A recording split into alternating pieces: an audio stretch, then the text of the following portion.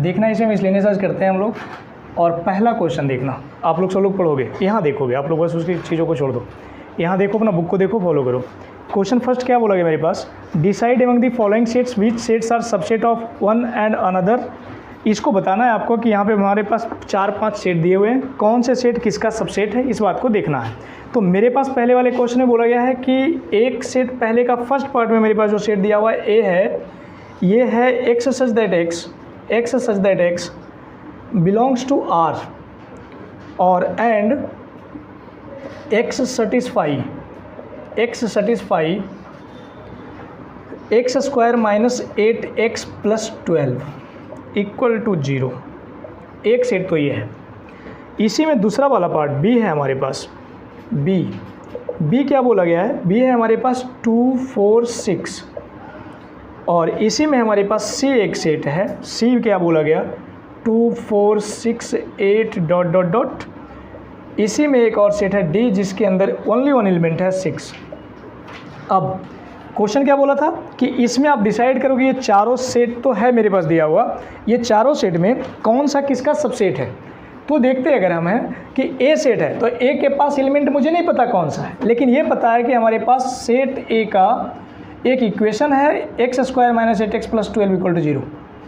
अब अगर मैं इसको सोल्व करूंगा तो पता है मिडल टर्म फैक्टराइज से सोल्व करते हैं। मिडल टर्म फैक्टराइज में इसको क्या करेंगे 12x स्क्वायर और 12x स्क्वायर इसको अगर ब्रेक करेंगे तो किससे टूटेगा, सोचो, माइनस 2x और माइनस 6x। इसको मैं लिख दूँ x square minus 6x minus 2x plus 12 equal to 0। यहाँ से अगर मैं इसको सोल्व करूँगा तो लिखूँगा x into x minus 6 minus 2 into x minus 6। सबका क्लियर। अब यहाँ से हमारे पास x की वैल्यू आई 2, x माइनस 6 और x माइनस 2, वैल्यू क्या आएगा x का, x हमारे पास 6 आया और 2 आया। क्लियर सबका।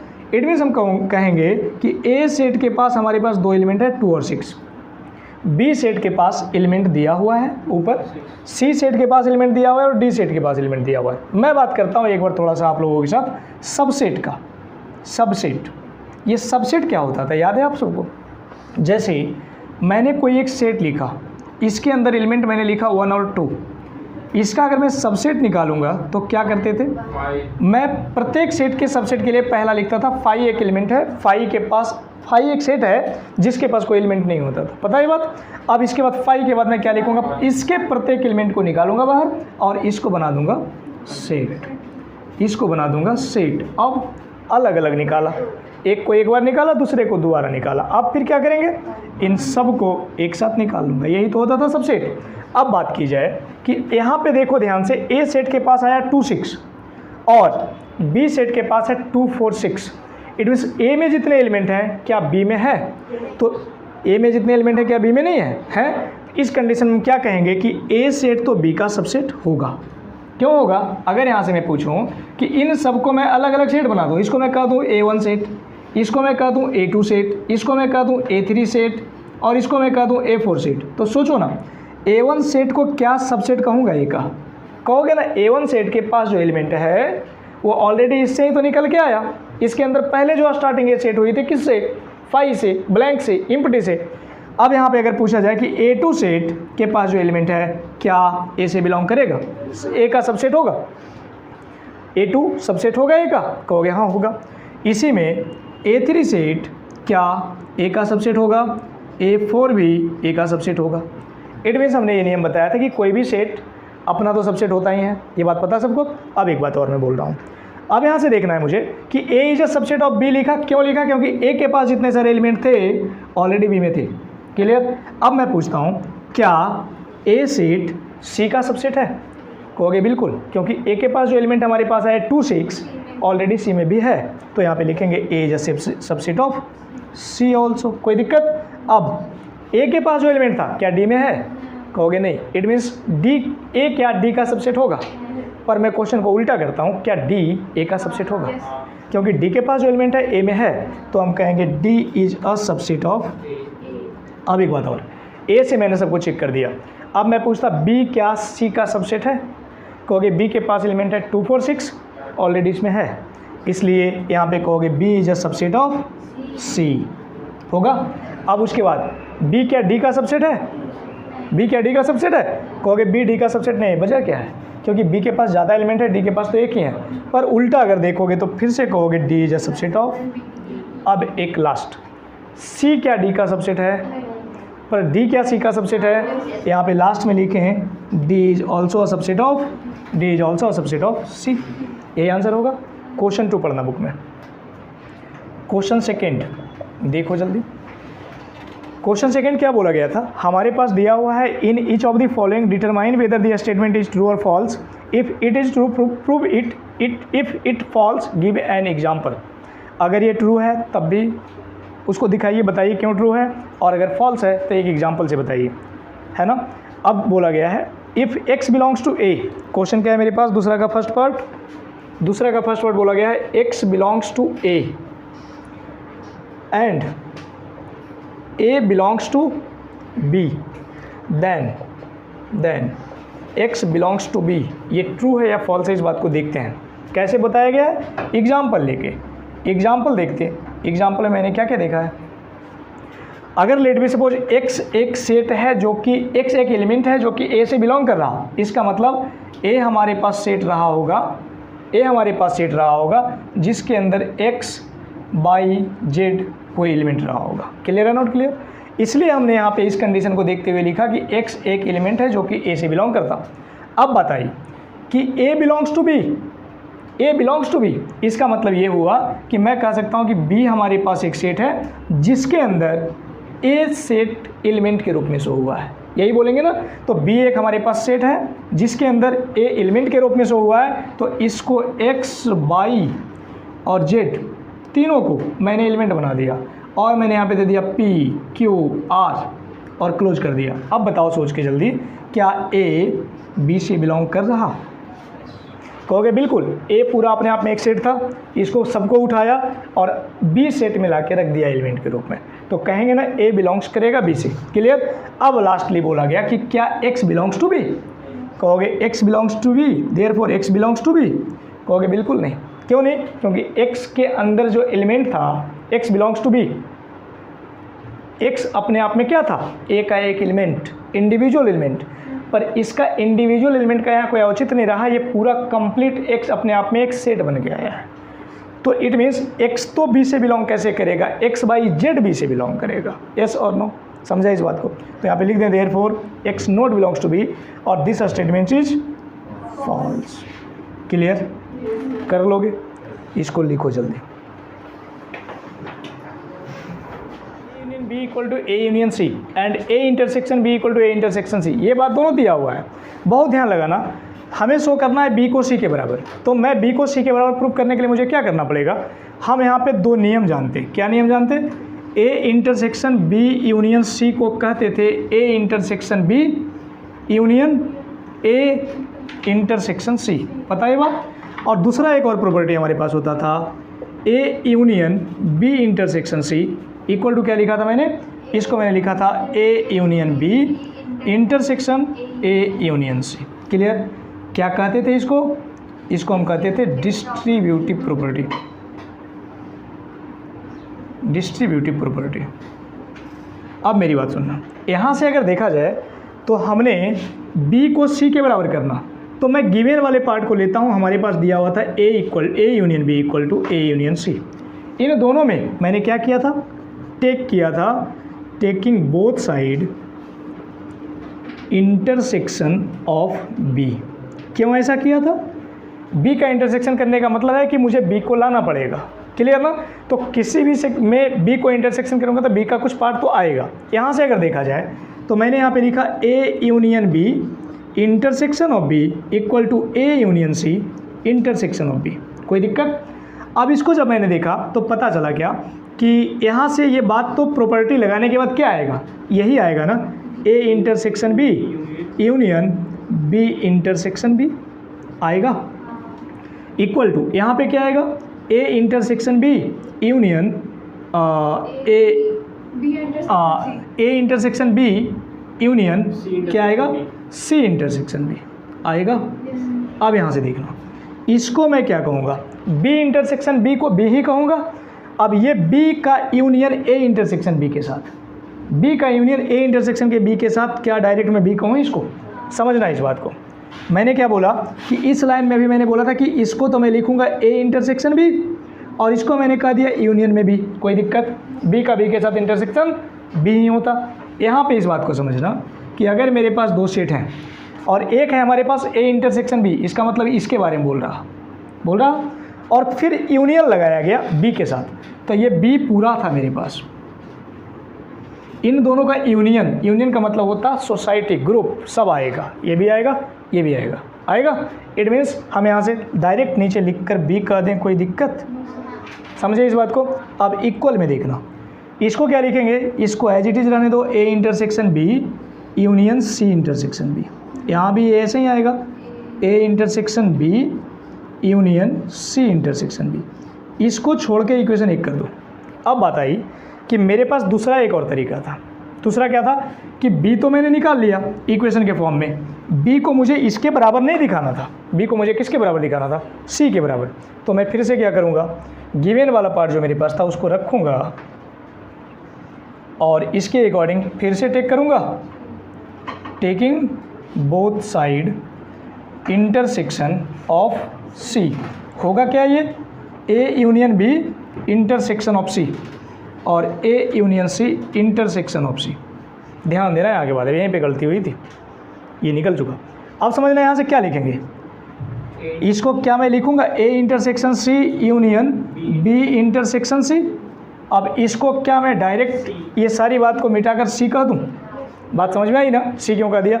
अब सुनना, ए इंटरसेक्शन सी और ए इंटरसेक्शन बी, आप देखो ना ध्यान से, ए इंटरसेक्शन सी और A intersection B, C B बराबर था, तो क्या मैं ए इंटरसेक्शन सी के जगह पे ए इंटरसेक्शन बी को यूज करूँगा?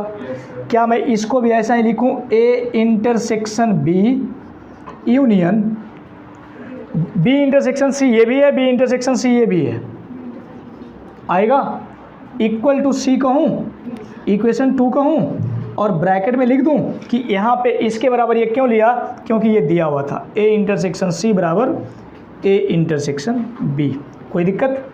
अब देखो, इसको मैंने इक्वेशन 2 कहा था, इक्वेशन 2 और इक्वेशन 1 का एक पार्ट तो बराबर है? हिमांशी देख, चश्मा से हमको देख रहा है, यहाँ बोर्ड को देखो ना बेवकूफ, वाइट, ये वाइट है, हमको नहीं समझना है, इसको समझना है। ये क्या हुआ है यहाँ पे? ये पूरा मैंने लिखा, इसको लिखा, इसका लेफ्ट वाला इसके राइट के बराबर है। जब मैं इक्वलाइज करूँगा, इक्वलाइज इक्वेशन 1 और 2, अब तो बिल्कुल क्लियर है कि b को मैं क्या कह दूंगा? c के बराबर, और यही मुझे लाना था। छाप दे जल्दी।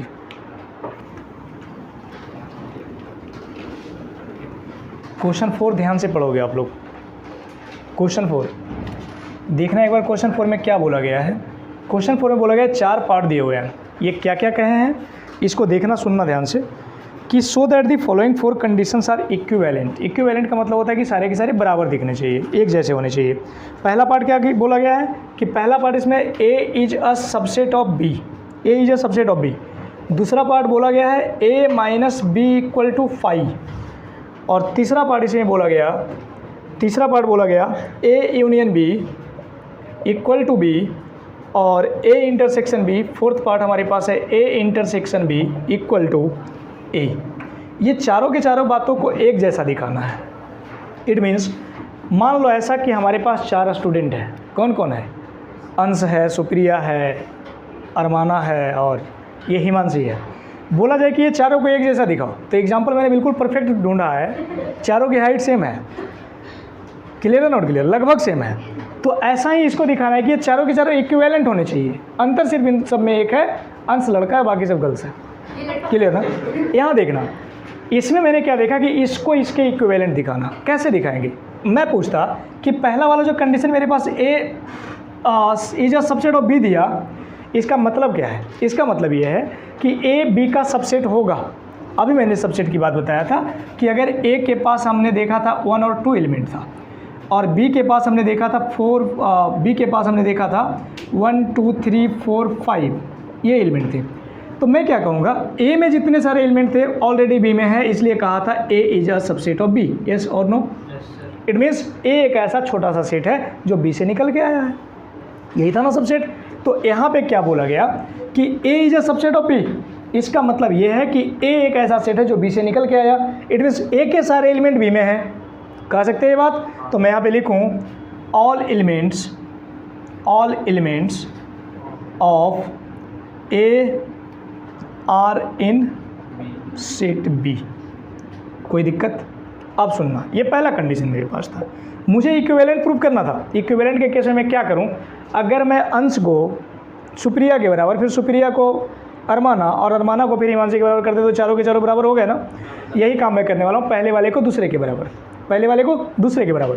क्या मैंने किया, A is a subset of B. इसका मतलब हुआ कि ए का सारा एलिमेंट बी में है। दूसरा कंडीशन बोला गया, पहले मैंने कौन सा लिया बेटा, पहला और दूसरा को लिया।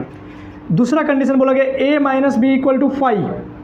आप याद करो, सबसेट के केस में ऐसा समझाया था, और डिफरेंस ऑफ सेट में क्या समझाया था, याद है? डिफरेंस ऑफ सेट में क्या समझाया था कि अगर ए सेट हमारे पास है 1 2 3 और बी सेट हमारे पास है 1 2 3 4 5, तो इस कंडीशन में a माइनस बी अगर निकालूंगा तो आंसर ऑलवेज a से आएगा, पर वो नहीं आएगा जो b में हो। तो कहोगे a का सारा एलिमेंट b में है, इट मीन्स आंसर ही नहीं आएगा। और जब आंसर नहीं आएगा तो इसको क्या लिखोगे? इसका मतलब क्या, यही हुआ।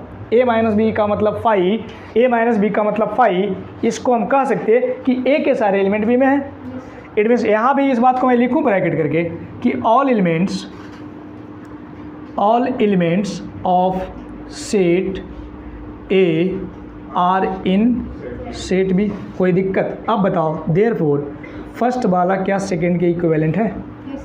बात एक ही निकली ना, समझे या ना समझे? दोबारा सोच लो, क्या बोला पहला वाला? पहला ने बोला था कि A is a subset of B. इसका मतलब मैंने बोला कि जब ए बी का सबसेट होगा तो ए के सारे एलिमेंट बी में होंगे, ऑलवेज होंगे। अब दोबारा बोला गया था कि ए का सारा एलिमेंट बी में होंगे, तो इसको मैंने लाइन बना के लिखा कि all elements of set A are in set B में होगा। अब बताइए, दूसरा वाला बोला a minus B equal to 5। जब मैंने a से b को माइनस किया तो ये कंडीशन मुझे पता था कि आंसर a से आएगा, जो माइनस करेगा आंसर वो देगा।